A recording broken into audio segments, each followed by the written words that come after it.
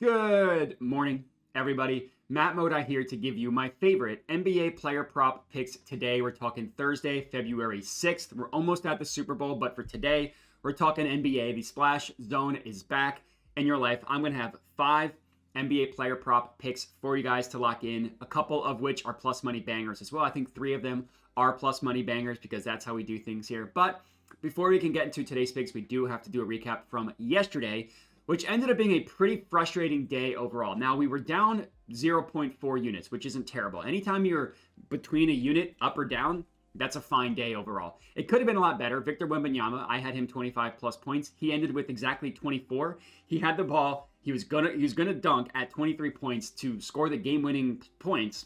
He got fouled. He made the first one, intentionally missed the second one, which was a smart basketball play, but it sucked for us. Jalen Duren rebounds, another frustrating loss. He only played 9 minutes in the first half because of foul trouble. He had 2 rebounds in the first half, and then he ended the game with 10. So he had 8 rebounds in the second half. If he just played a little more in the first half, that probably would have cashed. And then the Paul George and Zion assists, not even close. Just honestly, just bad looks. Probably shouldn't have even played those. I think I tried to force it a little bit. But we did cash out Corey Kispert, 15 plus points. That was a later ad once Kyle Kuzma got traded. Posted it to my Dub Club and to Twitter, so hopefully you guys were able to lock that in. And then we cashed out Kessler rebounds and Jordan Clarkson points plus assists. On the entire season, that now brings our profit down, or we are up a little bit under 23 units on the year, which is fine. I'm not going to brag and say that's the best season you'll ever see anybody have, but up 22 units, just under 23, totally fine. Yeah, appreciate you guys for tuning in. Make sure to like the video, comment, subscribe. Let's start talking bangers, and I have up on the screen here Props Madness, my favorite NBA betting tool. I use them every day. I should say every day I bet the NBA. I don't use it over the summer when there's no NBA, but they do have WNBA, as you see right here. Anyways, that's not what we're talking about. If you want to check out Props Madness, I do have a link to them in the description of the video as well as the pinned comment. If you do sign up, it would help me out a lot if you use the promo code MODI, all caps, MODI.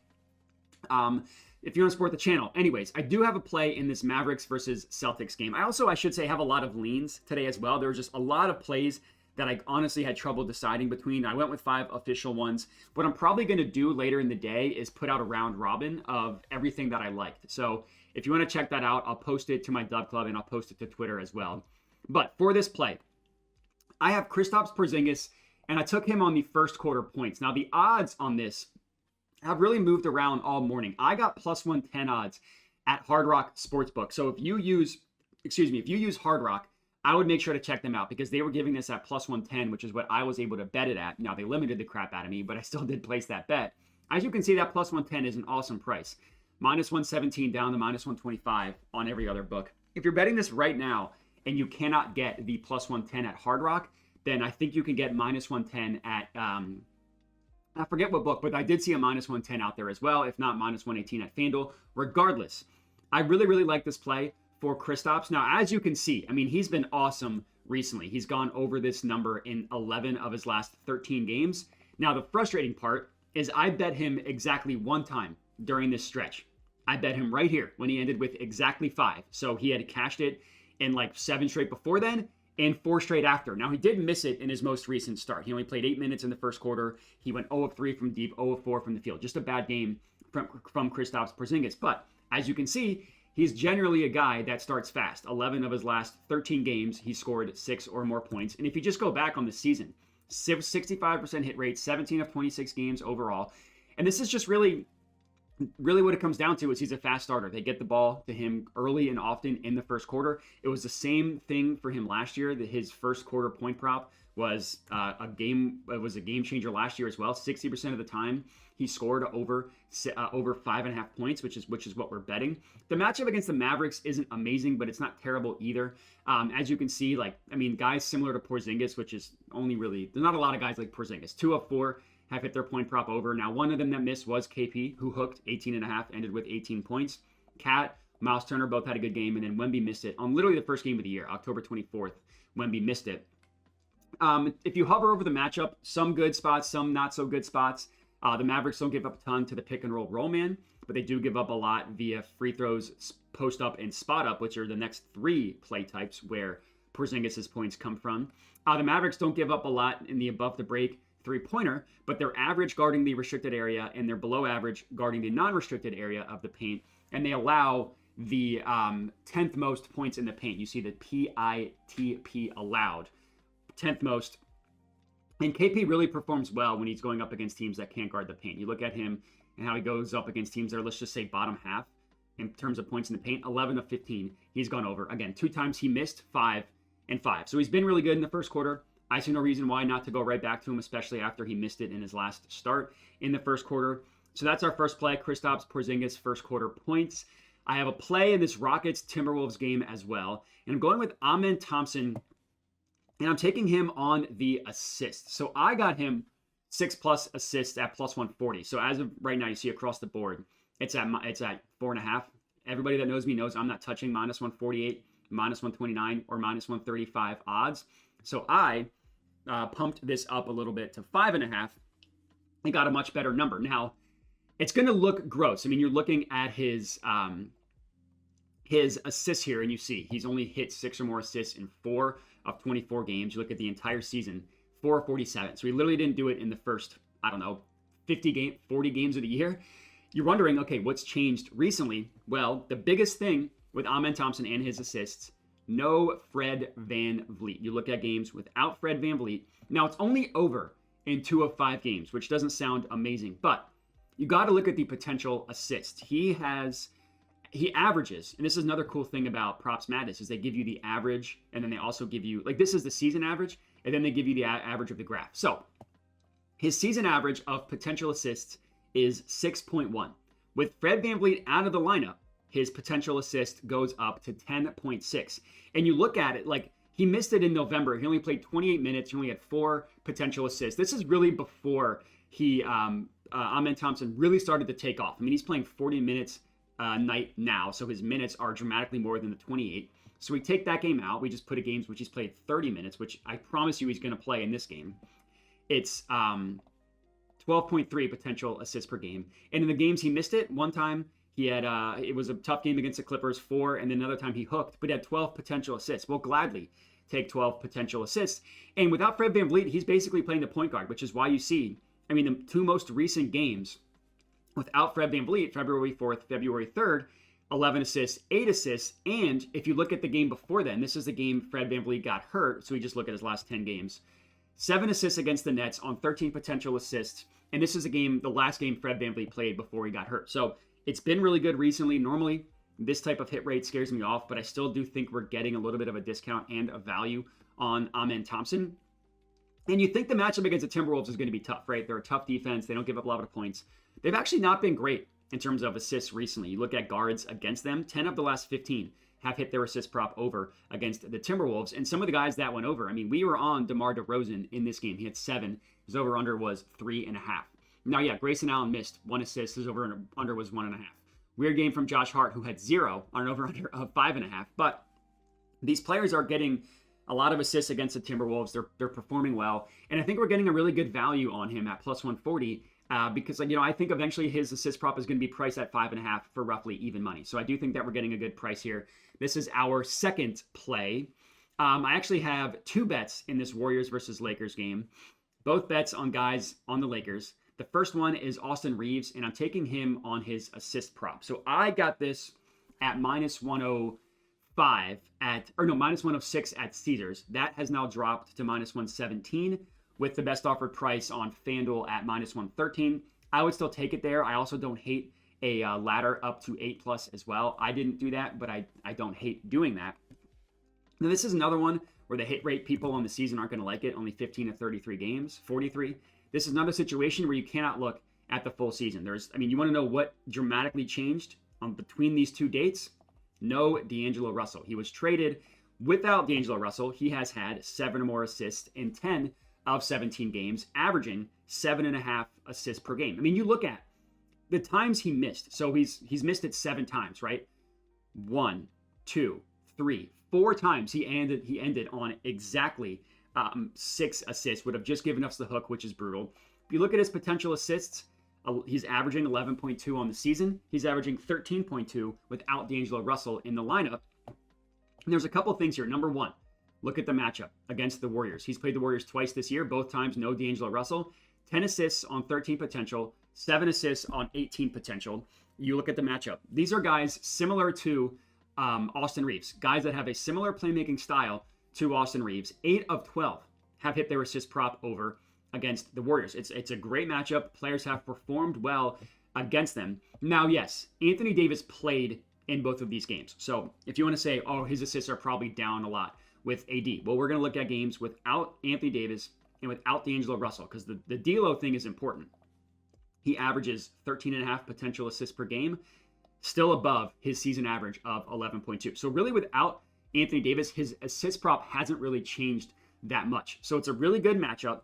We're getting a really good price on him that's more so priced on the entire season as opposed to really what it should be priced without D'Angelo Russell. I mean, he's averaging 13 assists without D'Lo. We just look at how many times he's gone over 6.5 when he's had, let's just call it 12 potential assists, which is below his average. It's 12 of 19. And again, 4 separate times he landed on exactly 6 assists. And some of them were in tough matchups too. Like you look at the Celtics, tough matchup, 3rd fewest assists allowed, 14 potential assists in that game. The Knicks, top 10 in terms of assists allowed. He finished with 6 on 13 potential assists. So he's been really good. Austin Reaves, I love this play, backing Austin Reaves. I don't hate him for a double-double because I like his rebound prop as well. You see 12 of 15 have hit their rebound prop. You see that games without D'Angelo Russell, his rebounds have been pretty good as well. Not as good as the assists. 7 of 17 isn't amazing. But now we have no Anthony Davis, which, I mean, it's only been 4 games, but he's gone over 5.5 in 3 of 4. Now, I didn't bet the rebounds. I only bet the assists. But I like the look for Austin Reaves. I don't think that a double-double or even a triple-double sprinkle is terrible for Austin Reaves. I didn't bet it. I do have another play in this game, backing a player on this team. It's another one that the hit rate people are going to hate, but it's Jaxson Hayes, and I took him over 6.5 rebounds. Now, the odds on this have just moved in a crazy amount. I got him at plus 102 at FanDuel. Right now, the best offer price is minus 114. The odds are going to move all day. As of right now, if you can't get the even close to even money for him to go over 6.5 rebounds, I actually don't hate taking 8+ and putting a 3/4 of a unit on that. So normally I bet everything for a flat 1 unit unless I'm laddering something up. For Jaxson Hayes, if you cannot get 6.5 for like minus 110 or worse, then again, I don't hate the 8+ for 3/4 of a unit. And again, why do you like a play that has a hit rate of 4 of 24 games? No Anthony Davis. Now, he's only played 6 games without AD, and he's only hit the over in 3 of 6 games. But look at 2 of the times he went under. 6 rebounds, so just would have given us the hook. 6 rebounds would have just given us the hook. And the matchup here, and I guess I should actually, before I get into the matchup, look at the rebound chances. He averages 8 on the year, averages 13.5 without Anthony Davis. Now, with no AD, he's going to play starting center. Now, technically, if you look at players by position, this is giving you power forwards. Now, it still looks good. 5 of 7 power forwards have gone over against the Warriors. I'm treating him more like a center because, I mean, that's really what he's going to play is center. And centers have been abusing the Warriors recently from a rebounding perspective. So, I mean, it even looks good if you're calling him a power forward. But it's going to go up to another source here just to kind of give you recent center props against the Warriors. Now, this does not include last night. This data hasn't updated for last night. Walker Kessler played the Warriors last night. He's a starting center. He had 18 rebounds against the Warriors last night. The game before then, both centers on the Magic hit their rebound prop over. Wendell Carter had 9, over under 6.5. Goga Batadze, who we were on, we cashed that one out, had 14, over under of 7.5. The game before that, both centers for the Suns hit their rebound prop over. Nick Richards had 16 on an over under of 9.5. Mason Plumlee had 6 on an over under of 5.5. The game before that, these are just the last 5 games against the Warriors. Isaiah Hartenstein had 18 rebounds. So centers have been abusing the Warriors on the boards. Obviously, it's a risk with Jaxson Hayes because, I mean, 3 of 6 doesn't sound amazing. He's averaging 7 in that span because the times he went over, he really crushed the over. Times he went under. One game he just had a rough game, only had 2 rebounds on 9 rebound chances. The other 2, 6 and 6. So just would have given us the hook. So Jaxson Hayes rebounds. I really like this one. And then our last pick of the video, Norman Powell. We're taking him over 22.5 points. And this is the exact bet that I got. 22.5 at minus 105. So luckily, Don't have to worry about any odds movement on this one. Norman Powell over 22.5 points, minus 105 odds at BetMGM. This is BetMGM. Now, I was close to taking him on a ladder play to 25 plus. I ended up just sticking with the 22.5 because he does land between 23 and 24 a decent amount. So if you look at like 22.5, I mean, 65% hit rate is amazing. You look at over 23.5, that goes down to about a 53% hit rate. So 5 times he's landed on 23 points. You go to 24.5, it goes down below 50%. So he does kind of seem to land between that number, which is why I didn't ladder him up to 25. But I really like this play for Norman Powell. Again, the hit rate on the year, 27 of 41 games. That's really, really good. You look at games with Kawhi Leonard, because if your logic is, oh, he's probably not scoring as much with Kawhi, not really. I mean, his points per game, 24.2 with Kawhi, 24 points on the season. He's gone over. His hit rate is lower, 6 of 11 games. But look at the games he's gone under. 20 points, 22, 22, and 20. Like his his floor is basically 20 points. And if you look at the games he went under, lost by 25, played 31 minutes when he normally plays closer to like 33 to 35. Played 18 minutes, won by 59. Let me repeat that. Won by 59. So yeah, he didn't play probably in the second half of this game. Played fewer than 30 minutes, won by 26. So when the game is close and he's playing 30 minutes with Kawhi, 6 of 9, that's very nice. It's a much better hit rate. Now, obviously, it's a small sample size, but he's going to play 30 minutes unless this game turns into a crazy blowout, which is always possible in the NBA, but you really can't bet that. In terms of the matchup is pretty good, going up against the Pacers.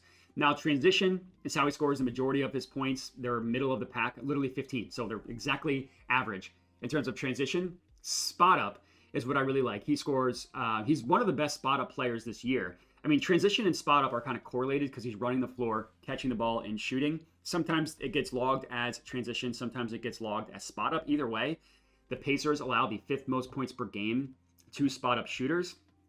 And you look at how he has performed against teams in the bottom half guarding spot up. So looking at his play type 2, which is this one right here, which is spot up.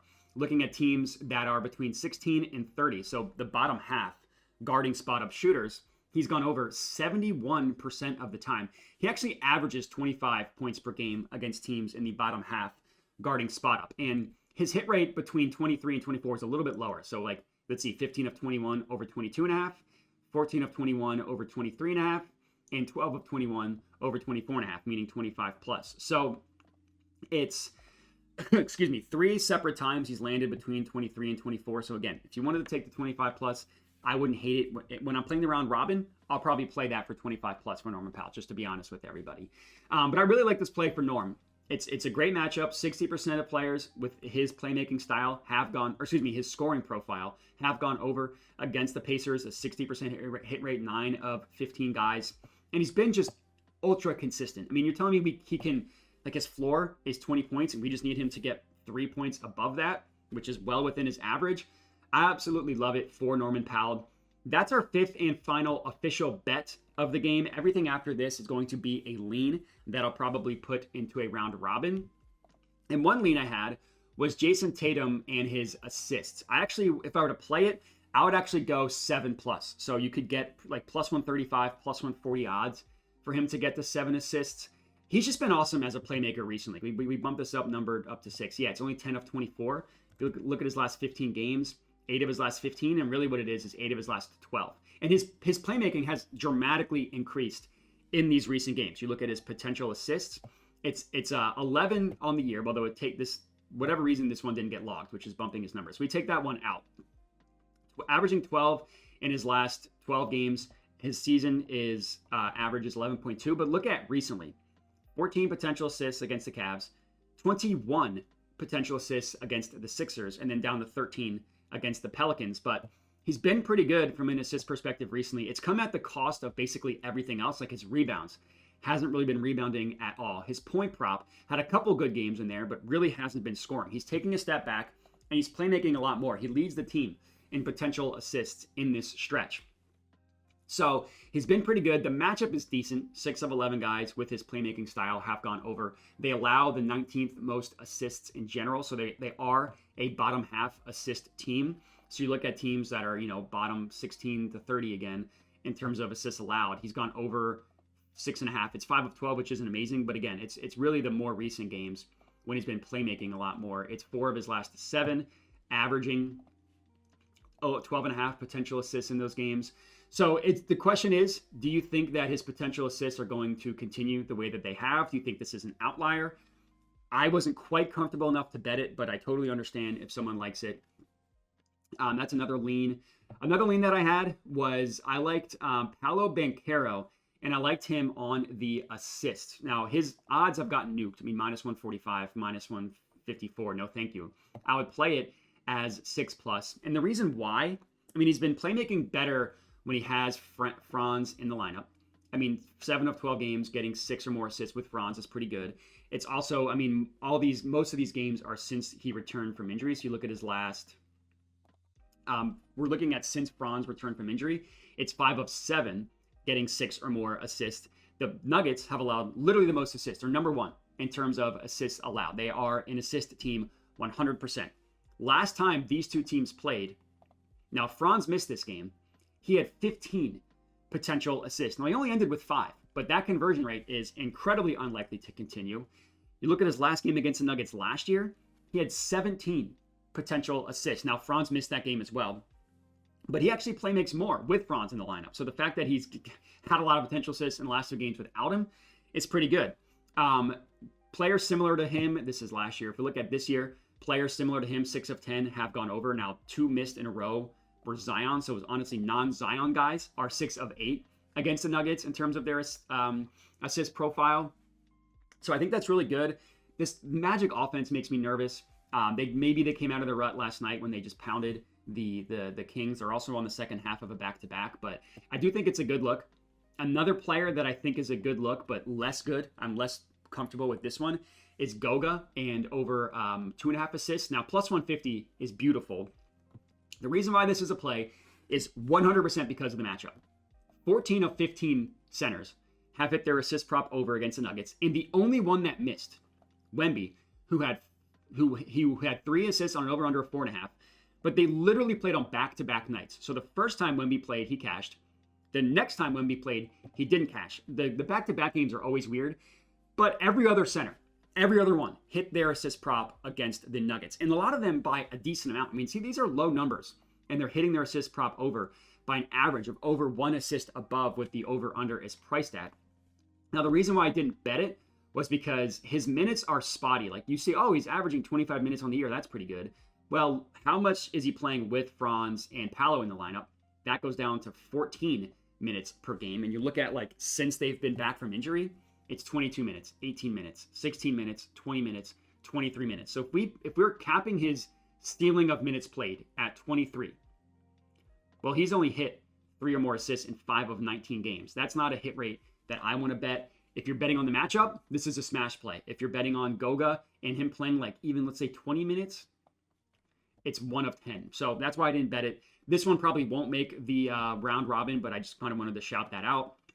Another lean that I had, yeah, I know a lot of leans in this game. I mentioned it already, but it's Austin Reaves and his rebounds. It's a matchup play, 12 of 15. 3 of 6 games without AD isn't amazing, but you look at without D'Angelo Russell and without AD, it's only been 4 games, but he's gone over in 3 of 4, and it's priced at 5.5. So it's a pretty good number there. If I'm playing Austin Reaves in the round robin, it would probably just be double-double, because I think he can get double digits between his assists or his rebounds. Or you just play the RA, and you play 11.5 at minus 115, minus 118, which isn't terrible. But I already mentioned that one. And then the last lean that I had was in this Kings-Blazers game, and it's DeAndre Ayton. Now, he's been awesome recently. Now, he missed it in his last game, but prior to that, he had hit 20-plus points in 5 straight games. It's over under 16.5, so you can get it at a decent price on 16.5, or you can pump it up to 20, which, like, every game in his last 10 that he's gone over, he's also scored 20-plus points. It's a really good matchup. I mean, you look at his last 2 games against the Kings, 20 points on 17 shots, 26 points on 19 shots. If you're telling me he's going to shoot 15 times, which he doesn't do a lot, but you can filter that. Like, if you think that he's going to shoot a lot more, let's just filter it to 15 times in which he's taken, every game in which he's taken 15 shots. He's gone over 16.5 in 8 of 10 games, and only twice in that stretch landed between 17 and 19, which is what you would need to not cash out the 20 plus. The matchup is really good from a play type perspective. Pick and roll roll man, 30% of his points come from there. They're the 5th worst defense guarding the roll man. Now, players similar to him haven't performed well. Now, one game they're not even counting for Ayton against the Kings. That was this one. I think that's because I'm not honestly sure why they're not counting that one. Maybe that's just a glitch, or maybe there's something going on the other side. But you look at the center position, and not including guys similar to Ayton, but just the center position in general, 60% and 4 straight have hit their point prop over against the Kings. Ayton makes me a little bit nervous because he's one of those guys that you can't really rely on a lot from scoring. And like, is this 5-game stretch just an outlier? Because as you can see on the season, it's a 40% hit rate, even going over 16.5, 20.5. He's done it 9 times, 5 of which coming in the last 6 games. So like, is that an outlier? The Blazers have been playing very, very well recently. So that could be a reason why. Another prop that I like, if you're not quite comfortable taking his full game, is his first quarter. He's not quite Porzingis, but he is a first quarter guy. He's hit it 20 of 37 games, 55% hit rate on the year. And again, you look at his last 10 games, it's 7 of his last 10. So a couple times he went over in the first quarter, but didn't hit his full game. And you look at matchups against teams that can't guard the pick and roll roll man, which is his play type number 1. So we're just looking at bottom half guarding the pick and roll roll man, and we're looking at the entire season, 55% hit rate, and a lot of times scoring 4. I mean, 4, 4, 4, 4. So it's a decent matchup for him. There are a couple other better plays on the board, and if I'm playing this in the round robin, I'm probably just going to play the 20 plus and hope that this game stays close. The Blazers have been awesome recently. But that's all we got. So 5 official bets for you guys to lock in, along with a couple leans. I know this was a long episode, but I wanted to give you the leans. Real quick, I will give you the full recap of what we're betting today. Austin Reaves over 6.5 assists. Norman Powell over 22.5 points. Jaxson Hayes over 6.5 rebounds. Kristaps Porzingis over 5.5 first quarter points. Thompson 6+ assists. And that's all we got. I appreciate you guys for watching. Make sure to like the video, comment, subscribe. Check out both of the links in the description of the video, as well as the pinned comment if you want to support the channel. Link to Props Madness, link to my Dub Club. And other than that, everybody make sure to bet responsibly and have a good one.